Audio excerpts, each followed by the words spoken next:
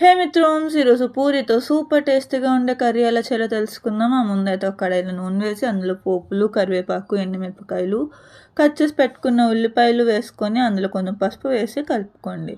ఇది కొంచెం మగ్గాక ఇందులో బంగాళదుంపలు ఇంకా టొమాటోస్ కట్ చేసుకొని వేసుకొని ఇందులో కొంచెం ఉప్పు వేసుకొని కుక్ చేసుకోండి. ఇది కుక్ అయ్యే లోపల గిన్నెలోని కొంచెం శనగపిండి వేసుకొని దాంట్లో ఉప్పు, పసుపు, కారం వేసి నీళ్ళు వేసుకొని ఉండలు లేకుండా కలిపి పక్కన పెట్టుకోండి. అంతలోపు పొటాటోస్ కుక్ అయ్యాక ఇందులో ధనియా పౌడర్, కొంచెం కారం వేసి మొత్తం అంతా బాగా కలిసేటట్టు కలుపుకొని ఇప్పుడు కొంచెం వాటర్ వేసి కుక్ చేసుకోండి. బంగాళదుంప ముక్క ఉడికిపోయాక ఇందులో మనం ముందుగా కలిపి పెట్టుకొని ఉంచుకున్న శనగపిండి మిశ్రమం వేసుకొని కలుపుకోవాలి.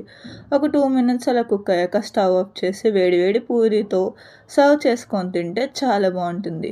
ఈ పూరితో ఈ కర్రీ అయితే చాలా బాగుంది. మీరు కూడా ఒకసారి దీన్ని ట్రై చేయండి అండ్ మన ఛానల్ని సబ్స్క్రైబ్ చేసుకోండి.